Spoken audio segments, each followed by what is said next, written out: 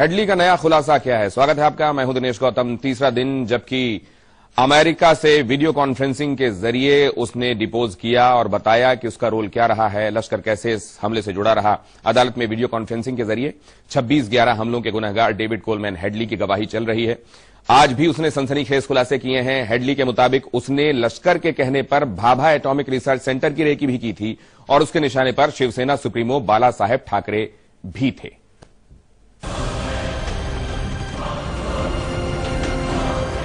Headley ने खुलासा किया कि 26/11 हमले के बाद वो मार्च 2009 में भारत दोबारा आया था। हेडली अलकायदा के लिए भारत में रेकी करने आया था। 2009 में हेडली इलियास कश्मीरी से मिला था। इलियास कश्मीरी ने ही हेडली को भारत जाने के लिए कहा और हवाई भाड़ा भी दिया। हेडली ने इस बात की जानकारी लश्कर को नहीं दी। हेडली को लगा कि लश्कर उसे भारत जाने के लिए मना कर देगा। इलियास ने हेडली को दिल्ली के national defence college, Goa, Pushkar और पुणे के छाबड़ा हाउस की रेकी करने के लिए कहा। 7 मार्च 2009 से 17 मार्च 2009 तक हेडली भारत में रहा।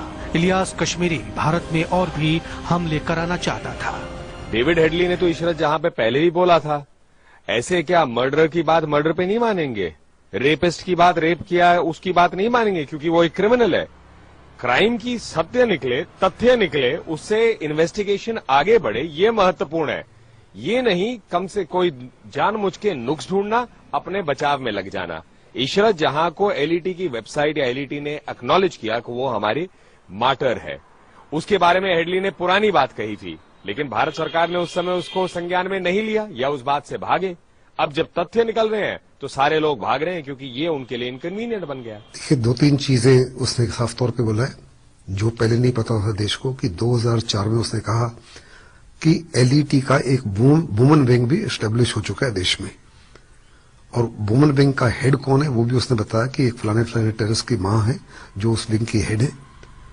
और जब उससे पूछा गया कि क्या आप कोई लेडी टेररिस्ट के बारे में जानते हैं, तो उसने कहा मेरे को नाम तो नहीं मालूम, लेकिन जब कुछ नाम सजेस्ट किए गए तो उसने कहा उसमें से इरफत जहान है जो उनकी एलईटी की लेडी टेररिस्ट थी और उसको खास मिशन दिया गया था टू एलिमिनेट नरेंद्र मोदी।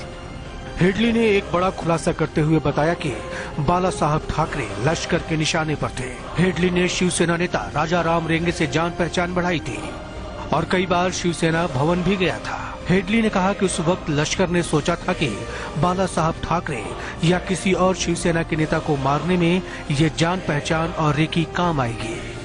शिवसेना भवन के लीडर को फिर जान पे उनका हमला करने की बात भी उसने कही है। हेडली ने बताया कि रेकी के दौरान मेजर इकबाल के कहने पर भाभा एटॉमिक रिसर्च सेंटर भी गया था। भाभा एटॉमिक रिसर्च सेंटर जाकर हेडली ने वीडियो बनाए और उन्हें मेजर इकबाल को सौंपा था। मेजर इकबाल ने उसे बार्क में एक अपना एजेंट रिक्रूट करने के लिए कहा था ताकि वो वहां से सूचनाएं दे सके। गवाही के दौरान हेडली ने महेश भट्ट के बेटे राहुल भट्ट का नाम भी लिया। हेडली ने कहा कि विलास नाम के एक आदमी के जरिए वो राहुल से मिला था। साथ ही साथ हेडली ने बताया कि मुंबई एयरपोर्ट को हमले का ठिकाना न बनाए जाने से मेजर इकबाल खफा था। हेडली ने कहा कि मुंबई एयरपोर्ट और दूसरी लोकेशन को उसने जीपीएस पॉइंट्स के जरिए अपने सैटेलाइट फोन में नोट किया था, जिसे लश्कर के ऑपरेटर साजिद मीर ने बाद में अपने लैपटॉप में डाउनलोड कर लिया था ताकि सभी टारगेट की दूरियों की सही जानकारी रहे।